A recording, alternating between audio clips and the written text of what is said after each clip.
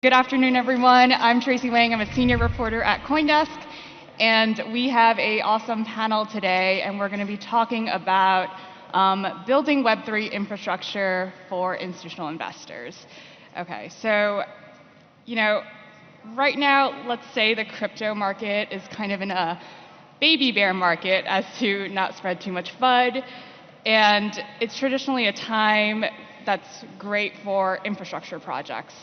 And we've seen a lot of companies, whether they be marketplaces, exchanges, platform companies that were kind of launched in 2017, 2018, continued building throughout crypto winter, and now in 2020, 2021, they've really seen a lot of success. So all of you guys are representatives from a infrastructure company, and so what is something that you're kind of looking to build in the short term? I guess I'll start with Josh and move down the line. Yep. Hey, everyone. And by the way, thank you, everyone, for coming and weathering this absolute storm outside to listen to us. I mean, they're entertaining, so you guys should be thankful. I mean, I know you guys didn't come for me, but appreciated.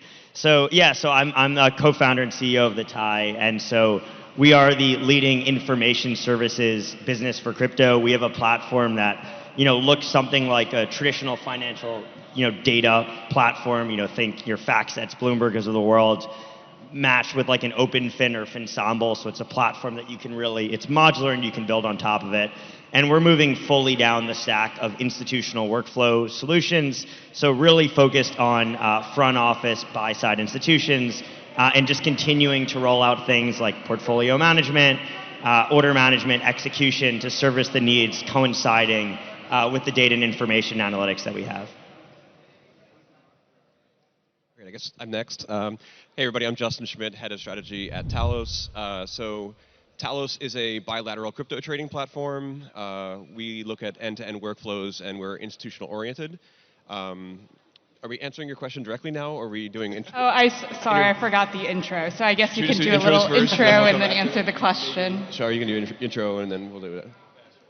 So hi, everyone. I'm Shahar from Fireblocks. Fireblocks is the leading custody tech provider, the blue chip leading tech provider for institutions, providing a very, very extremely secure wallet infrastructure for institutions on the one hand, but also very easy executionable platform. So essentially making both the CISO and the head of trading of any institution happy, which is sometimes we get one without the other. I'm Shahar, product manager, doing mostly DeFi on Web3 in Fireblocks. So yeah, happy to be here. Thanks, Shahar. I'm Shane O'Callaghan, director of European sales for BlockFi. Basically, BlockFi is probably the largest base liquidity provider for institutional clients. We are, in a nutshell, the bridge between traditional finance and crypto native finance. So again, we work with all our tier one clientele, from crypto natives, to your Brevin Howards, a full suite of the asset classes, and work closely with the Talos team and obviously Fireblocks as well. Awesome. Thank you so much for the intros. So to repeat the question, it's more, in this baby bear market, what are you looking to kind of build? Yeah, I think I answered, really going down the, through workflow solutions for front office institutional clients. Yeah, and I think the point you're making is a very sound one. I almost think of building a company almost like how people should be approaching like their own personal investments. So like a tried and true approach is you dollar cost average over time, where you just every month you continue investing, et cetera. And I think if you're running a VC firm or you're building a startup as an operator, it's very, very similar. And a lot of times in the bear markets, sometimes you have a little bit more room to breathe, where in the bull market things are just running away and things are crazy and you're just chasing sales, and you can actually really focus on improving product. And from our perspective, we run a bilateral trading platform, think about end-to-end workflows, so everything from improving the trading itself to thinking about lending and borrowing to thinking about data services. It's really an opportunity to continue to build across multiple different product lines. Yeah, I think first of all, calling it a bear market is going fine. I mean, the very fact that we're all sitting here speaks to a baby bear market. Yeah, baby bear market, right? I like to think about it as like the market taking a breath before going sprinting again back, hopefully. So yeah, it's a very exciting time and opportunity. We look in all fronts to improve the Fireblocks platform to really enable all of our customer base, from banks, trading firms, retail services, to really scale tremendously even further. So between custody, wallet infrastructure, payments even, we're looking very closely to make anything NFT. So like if anyone would want to create an NFT platform on top of the Fireblocks infrastructure, way easier. So yeah, very exciting times, and as you mentioned, maybe a baby bear market, but going in strong, I think, for the near future. Yeah, I mean, I have to agree with the guys, to be honest with you. I mean, crypto bear markets, that means there's opportunity, and we're seeing I suppose from a TradFi point of view, there's a lot of the major players entering the game. The problem is they're still trying to navigate the system at the moment, right? So we've seen crypto natives come in like 2017, 2018, take that opportunity. But with regards to basically the TradFi guys, the bigger players are now entering the market. Obviously, we saw Goldman Sachs recently put an OTC trade on, so it is taking time. But again, we're all working together to basically create and navigate that system. And again, it comes back, it's all education. I mean, the whole ecosystem, we're all here, we're all trying to educate, I suppose, the major players, we want to call it. And from BlockFi, basically from BlockFi's standpoint, we are working with like tier one, traditional finance guys. And again, it is the crypto natives with the Fireblocks and Taloses to basically create that ecosystem.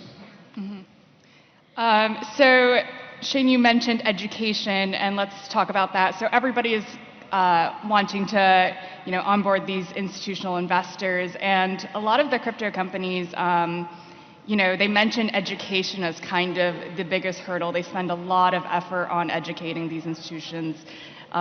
Firstly, to educate them about the crypto vision, but also about, all the investment opportunities, and educating them about compliance and regulatory issues. So how do you guys go about crypto pilling, so to speak, these institutions? Yeah, so I think we actually sit in an interesting space, being a leading information analytics data company for crypto, where oftentimes we may be the first place that these $50 billion, $100 billion funds go, because they want to get smart on crypto. And it's pretty interesting, because our job, like selling something like a Bloomberg is very easy. It's kind of like selling an iPhone. Everyone knows they want an iPhone, but with crypto, the really interesting thing is these institutions don't know what they want to look at. Like, they don't know if they should be looking at on-chain data or news or market or derivatives data. And a huge part of what we do is really just, focusing on trying to teach these institutions where they should be looking, what they should be focusing on, things like that. And the most important thing that I always tell these institutions is, like, the best way to go down the rabbit hole is just like trade your own PA, right? Just like go in to one of these blockchains, bridge money to another blockchain, trade money on a DEX. Like, the best way to learn crypto isn't just to read, it's not just to listen to us speak, it's to try, and it's to engage, and it's to act on these blockchains. And so we do that in two ways. The first is we're actually rolling out this thing internally called the Ape Academy, which is basically teaching new employees how to become degenerates. But we're also rolling it out for some of our institutional clients as well. And in addition to that, we do a lot of training around really what tools, what data, what information, what analytics you should look at as a principal OTC desk, as a hedge fund, as a venture fund, and kind of towing the line between how deep these guys can actually go within the space. Yeah, I think that's a great answer. And back in a former life, when I was on the Goldman crypto team, we had on the trading floor we had a sign that says "First the data." And in a very real way, like, the first thing you start looking at when you're looking at anything new is you start with the data. And I guess akin to the previous statement, I think you might have like a baby bear market and like liquid tokens, but in a very real way, one of the ways institutions are really getting involved is investing in the equity of companies. So for example, Josh was in the news recently, congrats again on the round, but in a very real way, these major institutions are actually able to do venture-like investments in these crypto companies. They're not buying tokens per se, and they are, I think, in many cases, very educated. They are very, very knowledgeable about what's going on, and some of the hurdles still remain to be reputational and I would say regulatory. But I would say very much that the institutions are coming and continue to come, and institution sort of covers a wide gamut of different types of financial players. You might have institutional buyers that have other people's money, say you're a hedge fund, and you have an entirely different regulatory apparatus than if you're, say, a family office and you're able to do a lot more because, again, it's just sort of your own money.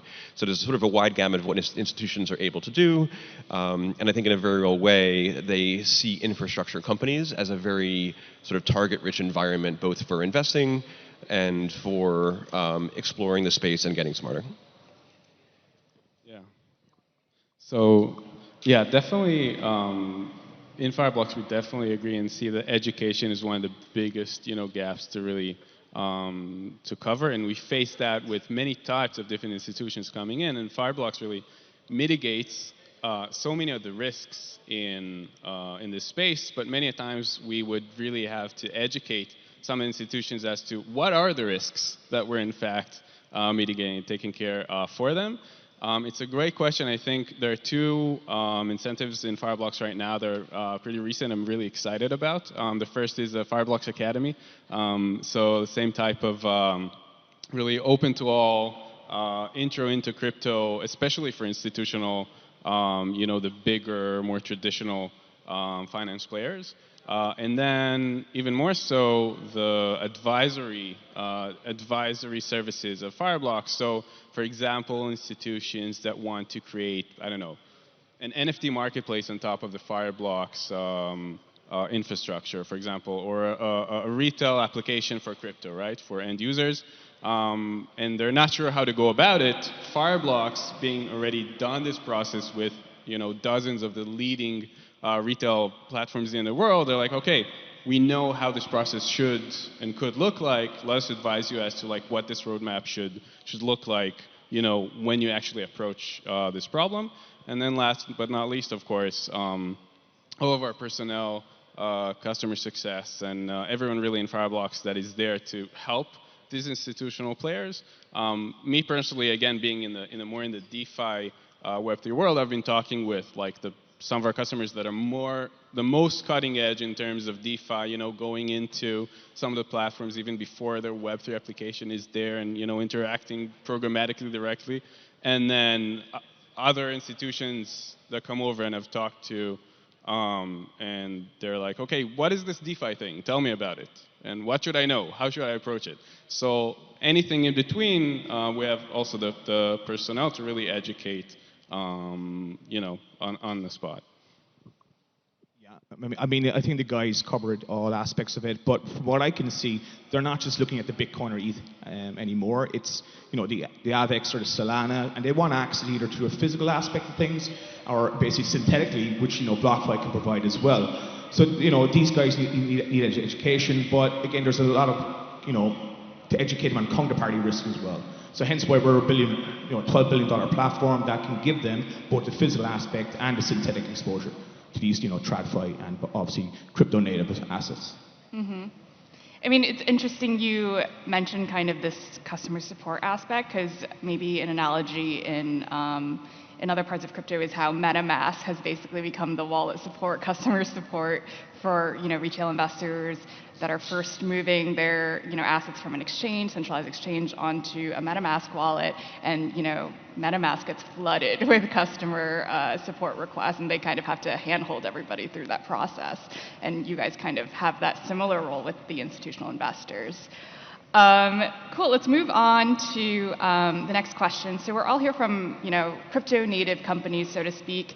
And, as crypto kind of grows in market cap and prominence, we face competition from traditional financial firms, whether that be Bloomberg or, a Wall Street bank that's rolling out these services. So the question is a little bit twofold. So first, why do you think these, big TradFi players have been a little bit slow, although in the past 2 years we've seen them kind of ramp up in terms of their crypto offering to their existing institutional clients. And they do have a leg up in that they already have established relationships with these institutional clients. And should they enter, the crypto realm, what's your company's strategy to kind of outcompete them? And let's start now with Justin, so that we're not always starting with Josh. And he is the resident ex-Goldman employee, and so we're never going to pass up a chance to put an ex-Goldman guy in the hot seat. Yeah, thanks for that. Yeah, so I mean, there's definitely like legacy aspects of things in TradFi that are actually quite different than crypto. So there's definitely some difficulty in just taking existing tech and just sort of trying to like shoehorn crypto into it, because sometimes there's like very basic things like even Bitcoin, Avalanche, et cetera, they're actually very divisible down to a much smaller fraction than most traditional assets are used to. So you might have like the base ledger of the entire bank not be able to handle the fact that you can break a Bitcoin all the way down to one Satoshi, right, which is like 1/100 millionth of a Bitcoin. So there's some like legacy incumbent stuff there that's challenging. But that said, I do think TradFi is eventually going to get there and eventually be competitive. But there's a lot of domain expertise here that's very specific to crypto, all the way through the entire tech stack, all the way through the entire operational stack. There's different data. It's coming from various different places. You've got on-chain data. You've got sentiment data. And then additionally, a lot of these traditional institutions, when they do come, they're going to use infrastructure like ours to get access to the markets themselves. And that's one of the things that we're seeing both on the buy side and the sell side, is they're actually looking for the help to do this, because some of the teams that are up on the stage here, we've really gotten to the point of being at scale, where if you're a bank or a broker dealer and you're looking to come into this space, you actually probably don't want to build out all the infrastructure yourself, because the market structure is actually quite fragmented, and then there's just a lot of actual work that needs to get done. And we have probably 40 engineers, maybe more now, and if you're trying to build, say, a trading desk at a broker dealer, you're probably just not going to have that many resources. We're going to have that many dedicated engineers to really build out the tool that you're looking for. So I do think the traditional institutions will come. I think that the competition will be welcome. But in a very real way, I think a lot of the crypto native companies have built really great products that are institutional grade, and that the institutions see this and are ready to use it when they're ready to come to market. And just a quick addendum, so everybody knows SHIB, the token. So apparently because it is priced at 0.0000006, like fractions of a penny, and then when it pumped and all the retail speculators wanted to get in, it actually gave a lot of people problems listing it, because where else do you see a financial asset with like five zeros? Shahar? Yeah. So when talking about traditional players, I think there's multiple different reasons why they're slow to get in the space. You mentioned education before, of course. I think one of the key words here is regulation, of course. When regulation is not yet clear and not yet well organized and set, and everyone knows what the rules are and where, it's going to be hard for them to really, make that jump into the space. This, I think, is one aspect that's really crucial in this regard. We actually try to also help out with that. So utilizing our key position in the market, we're also working with regulators, actually, to make that clearer, enabling such traditional players to, more easily go into the market than they would before. And then I think, and this is something that we've been doing, and I think that the market and the people here should maybe aiming to do more, is give solutions to even potential problems before they arise. So when the regulator actually comes to decide and to see, okay, how am I mitigating the risks of the crypto space, to enable these players to go in, so that solutions already are there. So, we pioneered some of the permissioned DeFi markets, ARC, that was mentioned here before. Shout out to Rob, who's here somewhere in the crowd. But these types of initiatives, essentially trying to predict what regulatory issues could rise and then solve them before they even rise, could really help push these players into the market faster. Yeah, I mean, listen, look, BlockFi had recently had an SEC settlement, which is public knowledge to everybody. But our team have worked with the regulators consistently for nearly a year to 2 years, and that basically has cleared a pathway for, obviously, a bit more clear for traditional guys to kind of enter the space. But again, BlockFi is, we're at 12 billion. We have bigger assets than some banks out there. So, with respect to basically, TradFi is coming into this, and they will eventually, but they're still trying to navigate the space. And as Shahar said, regulation is going to be a key aspect of that. And BlockFi has basically proven that, even with our team, that we're working closely with the regulators. And the next step, is probably basically, IPO for BlockFi, which basically will even navigate even further down the line. So. Let's now talk a little bit about data availability and reliability, which is really important in financial services, and I think sometimes can be an issue in crypto. And so, in traditional financial markets, you have decades of data, you have very reliable price data from exchanges, and data from regulatory disclosures. And in crypto, I find it kind of funny that people's go-to figure for total value locked, which is a huge metric in DeFi, is this website called DeFi Llama, and a lot of very homegrown sites like that, and so. And even in the newer asset classes or newer subsectors within crypto, like DAOs, NFTs, it's really difficult to get reliable data, like even, for example, a chart with the floor price of CryptoPunks. So I guess, what are you hoping to see in terms of development on the data front? And let's start with Zohar. Yeah, thanks.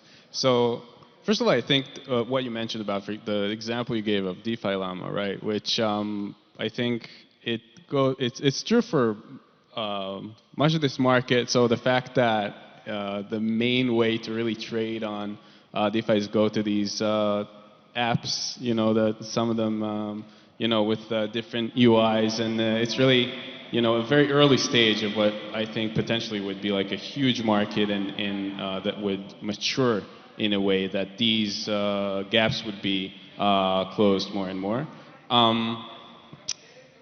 It's an interesting question. On Fireblocks, since we're more from the enablement side, right? So enabling as much data and as much connectivity to our customers. So this isn't something that we look directly to solve, but rather enable. So let's say, let's say our customers wanted to have all kinds of different data providers connected to the platform. So having this platform more and more as an open platform that anyone could connect to, any AML provider, any data price provider, anyone that would want to directly integrate, so that whoever uses the platform could actually choose, okay, this is a data provider that I trust, this is a data provider that I want to work with, etc. Yeah, so basically, again, a lot of our clientele keep on asking for data. Crypto is such a young market that data is still very, very new to the ecosystem. But we have to work with the Fireblocks, even with Josh and all these guys, to combine the data. I mean, it's a kind of, we all can have to work together to kind of create that data. But again, from a BlockFi point of view, we're trying to basically enable it together, and then basically work with the Fireblocks to provide maybe long-term data to these clientele. Yeah, and one thing on your last question, who here would want to leave and go join a TradFi place? This is, there's so much crypto talent at this conference, in this room, so much knowledge. Who's like, oh my God, I'm so excited to join a 400-year-old bank and run their crypto strategy, right? There's a reason Justin left Goldman. It's way more exciting to work at Talos. And I think that's the most important thing is you're not going to have the same upside. You're not going to have as much fun. The compliance roadblocks are there. People at these places are 400 years old. They're happy in their jobs. They're happy making $250K a year. Who's going to go there? It's not exciting. All the talent is here. And yes, I think we're going to get some competition, but it's going to be so much slower, and they don't know what they're doing. Josh, this is the data question. You're the data guy on the panel. Yes, and to data, yes. So I think one of the most important things I didn't get to touch the last question, but from a data perspective, you talk about TVL. like who has backtested TVL data and proven that it actually matters? And like no one talks about incentivized versus non-incentivized TVL and how that matters. And so as a data company, we build a ton of our own data sets. At our core, what we're best at is real-time news. So real-time, SEC filings, court cases, regulatory rulings, updates from tokens, updates from exchanges, things like that. But we've also become the single largest data acquirer in crypto. So we have license agreements to buy data from a tremendous number of different companies. And we have a team of quants in-house that are doing a ton of testing on these data sets to try to figure out, like, is there actually any alpha? Is this data even relevant? A good example of that is like GitHub data. Like we have a bunch of learning algorithms we've been building in-house, and like we keep trying to plug in GitHub commits data and we're not finding anything. Like it's just kind of useless. And so I think a huge point of it isn't just like we need more data, it's like what data actually matters. And I think something that's really important is understanding like what data makes sense to traditional investors. So for example, like the way that we think about on-chain data isn't like how many number of active addresses are there, because we all know it's pretty easy to create wallet addresses right away. But what I'm concerned about is like insider trading. Are developers selling out of their positions? Are the early investors or the VCs just rugging you when their tokens unlock? Like that's the thing that makes sense. When I think about news, I don't think about just like, hey, what are all the news stories that all the publications wrote? But Tracy's, by the way, are amazing, so you should read all of them. But I think about like, corporate actions in the sense of crypto, like things like M&A, things like new issuance of tokens. So I think a lot of it is taking the crypto native data, but putting it in a framework that makes sense to traditional institutional investors and actually backtesting it and making a case that like there's actually something here with this data, because I think that's ignored a lot of the times where like people go to DeFi Llama, but like can any one of you tell me whether or not that data is actually statistically significant and useful in your trading strategies? Yeah, I think that's very well said, right? The essence of data science, right, is you convert data into information in some capacity where it has some meaningful impact on some decision, right? And I think crypto is actually much better than traditional finance in terms of data availability. You have, obviously the idea of a public blockchain is this sort of like radical transparency of what you can actually see in terms of the various behavior of various different entities. Are there definitely people out there creating addresses to make it look like there's more activity than there really is? I'm sure that's happening. But in a very real way, you have a lot of the same things you have in traditional finance. You need people to sort of translate sort of some of the novelty of what's going on in crypto into sort of similar terms like corporate actions that Josh is talking about. But in a very real way, you have a lot of the same ideas from traditional finance, plus you combine it with a lot of interesting new data that you have in terms of actual blockchain data.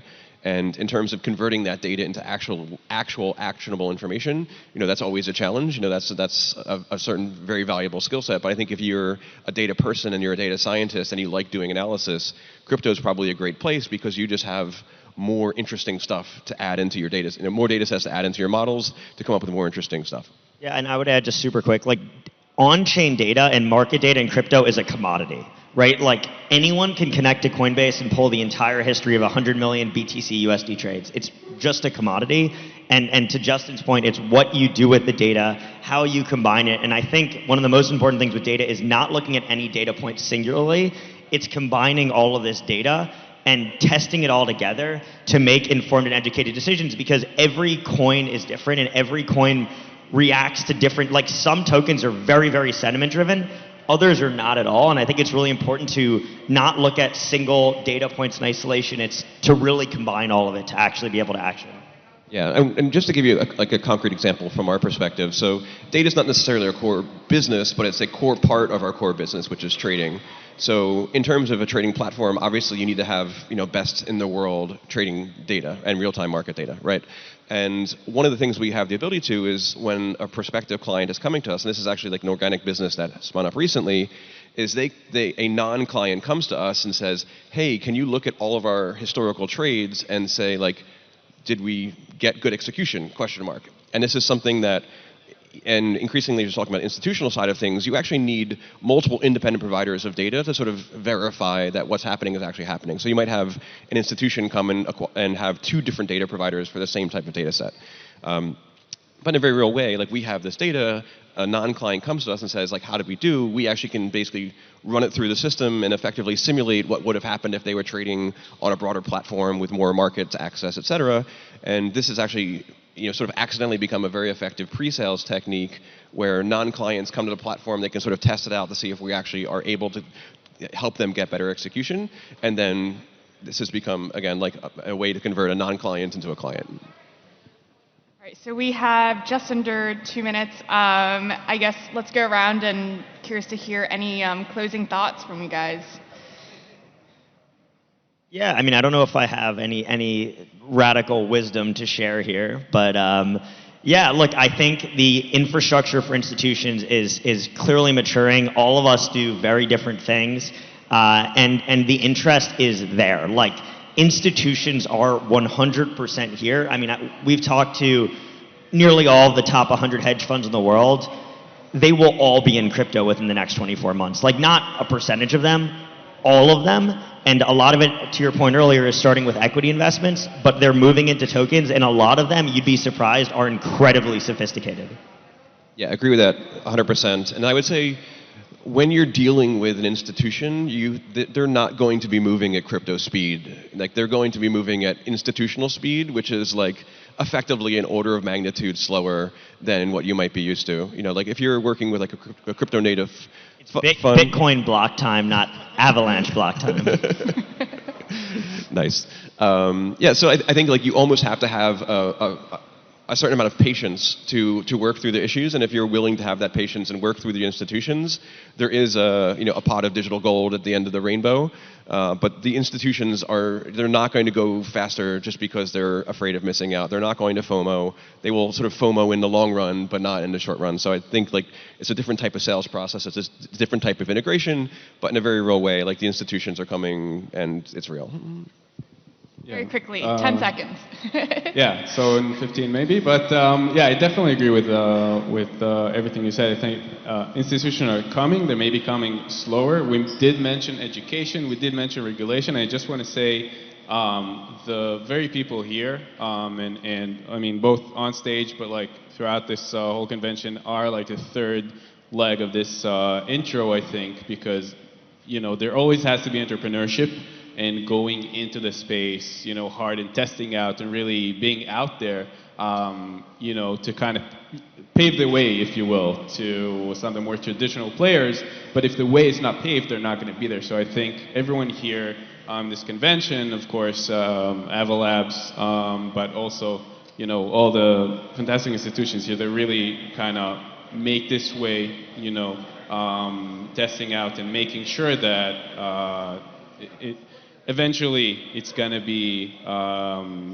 easier for these more traditional players to also participate. Yeah, I mean, I think everybody did the talking, so in the closing remarks, basically from my side of things, is that we're in an exciting spot, as Josh said earlier on. Listen, enjoy the week. We're here for any questions on the BlockFi team, so, we're in an exciting space, and it's going to be a really, really, exciting ride, put it that way. All right, thank you, everyone. Let's give everyone a round of applause.